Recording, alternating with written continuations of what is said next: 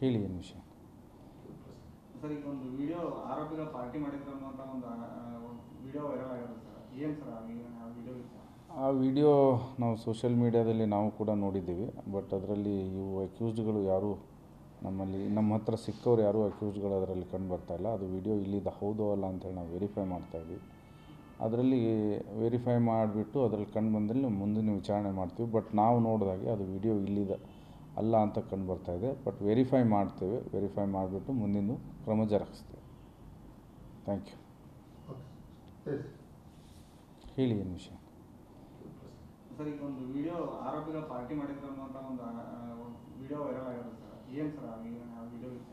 ಆ ವಿಡಿಯೋ ನಾವು ಸೋಷಿಯಲ್ ಮೀಡಿಯಾದಲ್ಲಿ ನಾವು ಕೂಡ ನೋಡಿದ್ದೀವಿ. ಬಟ್ ಅದರಲ್ಲಿ ಇವು ಅಕ್ಯೂಸ್ಡ್ಗಳು ಯಾರೂ ನಮ್ಮ ಹತ್ರ ಸಿಕ್ಕವ್ರು ಯಾರೂ ಅಕ್ಯೂಸ್ಡ್ಗಳು ಅದರಲ್ಲಿ ಕಂಡು ಬರ್ತಾಯಿಲ್ಲ. ಅದು ವಿಡಿಯೋ ಇಲ್ಲಿದ್ದು ಹೌದೋ ಅಲ್ಲ ಅಂತೇಳಿ ನಾವು ವೆರಿಫೈ ಮಾಡ್ತಾಯಿದ್ವಿ. ಅದರಲ್ಲಿ ವೆರಿಫೈ ಮಾಡಿಬಿಟ್ಟು ಅದರಲ್ಲಿ ಕಂಡು ಬಂದಲ್ಲಿ ಮುಂದಿನ ವಿಚಾರಣೆ ಮಾಡ್ತೀವಿ. ಬಟ್ ನಾವು ನೋಡಿದಾಗೆ ಅದು ವಿಡಿಯೋ ಇಲ್ಲಿದೆ ಅಲ್ಲ ಅಂತ ಕಂಡು ಬರ್ತಾಯಿದೆ. ಬಟ್ ವೆರಿಫೈ ಮಾಡ್ತೇವೆ. ವೆರಿಫೈ ಮಾಡಿಬಿಟ್ಟು ಮುಂದಿನ ಕ್ರಮ ಜರುಗಿಸ್ತೇವೆ. Thank you. ಹೇಳಿ ಏನು ವಿಷಯ?